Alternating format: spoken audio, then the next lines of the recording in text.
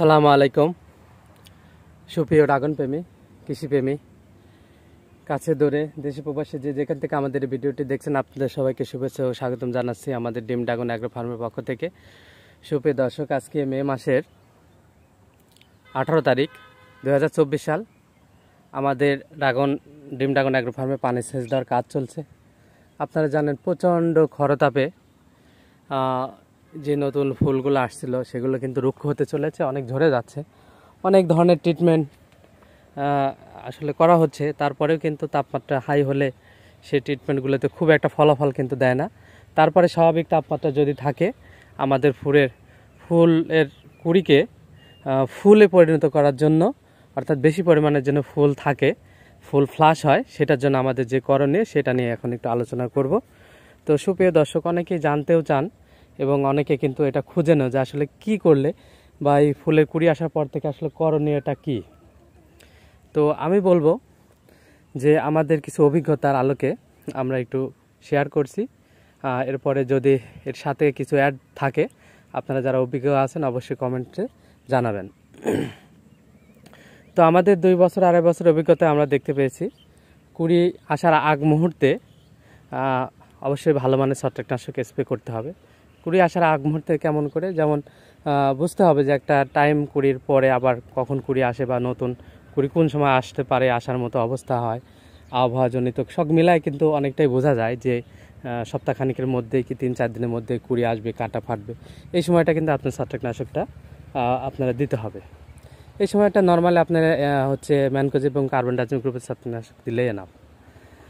আচ্ছা, এরপরে ফুলগুলো যখন কাঁটা ফেটে বের হবে তখন কিন্তু আমাদের দেখা যাচ্ছে আবার আরেকটা ডোজ আমরা এই ছত্রাকনাশকটা আমরা স্প্রে করতে পারি, হালকা করে কার্বন ডাইজিম ম্যানকোজেব।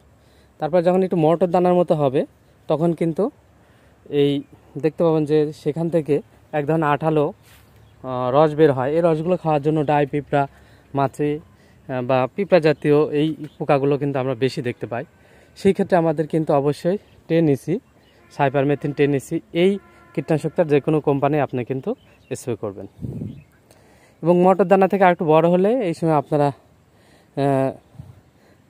অ্যাজোঅ্যাক্সিস্টিকবিন এবং ডাইফেনাকোনাজাল নিয়ে, এই 2টা গ্রুপ নিয়ে যে ছত্রাকনাশক সেটা স্প্রে করতে পারেন। যেমন আপনার আছে অ্যামিস্টার টপ আছে, সিনজেন্টার, আবার সেঞ্চুরি সিজোফেন আছে, চায়না একটা কোম্পানি অক্সিফেন আছে। এরকম বিভিন্ন কোম্পানি বিভিন্ন নামে এই গ্রুপগুলো দিয়ে ছত্রাকনাশক আছে। এটা আর কার্বন ডাইজিম দিয়ে স্প্রে করলে মোটামুটি ফুলের কুড়িগুলো একটু ভালো থাকে। এই সময় আপনারা চাইলে আপনারা কিন্তু বোরন, 16 বার বোরন এবং সিলেটেড জিং যেটা স্প্রে করা যায় এটা আপনারা স্প্রে করতে পারবেন।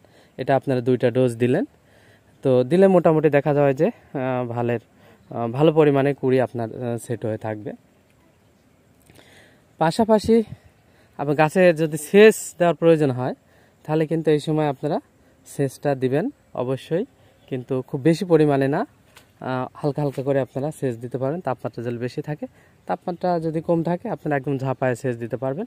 আর নাহলে যে আমাদের মতো আমরা সারিতে দিচ্ছি, সারি থেকে আমরা শুধু পানি উঠায় দিচ্ছি, মানে অল্প অল্প এই পরিমাণে দিলে আপনি ঘন ঘন দিবেন, 4 দিন 5 দিন পর পর দিবেন। তাপমাত্রা বেশি থাকলে কিন্তু অল্প পরিমাণে দিয়ে আপনার সেচটা কমপ্লিট করবেন। সেক্ষেত্রে দেখা যাবে যে আপনাদের মোটামুটি গাছে ফুলের কুড়িগুলো ভালো থাকবে, সতেজ থাকবে, সুন্দর থাকবে এবং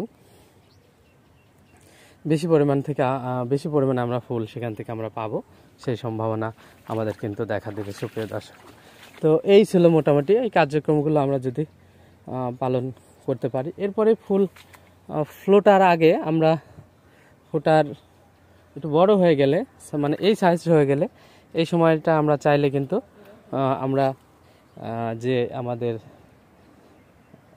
পিজিআর আছে সেই পিজিআরগুলো কিন্তু আমরা স্প্রে করতে পারি।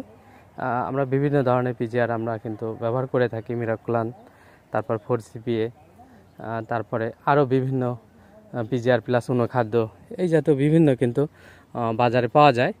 তো সেইগুলো আমরা যদি ব্যবহার করি সেক্ষেত্রেও কিন্তু ফুল ফ্লাশ হওয়ার 2 দিন আগে যে সবচেয়ে বেশি ঝরে, এই ঝরাটা কিন্তু অনেকটা রোধ হবে। সাথে ওই সময় আপনারা সিলেটেড জিং এবং আপনারা 16 বার বোরনটা আর এক ডোজ দিয়ে দিলেন। তো এইভাবে আপনারা অ্যামিস্টার টপ গ্রুপের কীটনাশক আর কার্বনডাজিম 2 বার দিলেন, ম্যানকোজিব কার্বনডাজিম 2 বার দিলেন, সোলুয়ার বোরন 2 বার দিলেন, বিভিন্ন স্টেজ বাই স্টেজ এইভাবে যদি আপনারা দেন তাহলে মোটামুটি আমরা আশা করতে পারি, এবং সেচটা যদি ঠিক টাইম টেবিল মতো অল্প অল্প করে দিতে পারেন তাহলে আমরা আশা করতে পারি কিন্তু আমরা ভালো পরিমাণে ফুল ফ্লাশ হবে আর কি। তো সুপ্রিয় দর্শক, ভিডিওটি এখানেই শেষ করছি। আপনাদের সুস্বাস্থ্য কামনা করে আল্লাহ হাফেজ।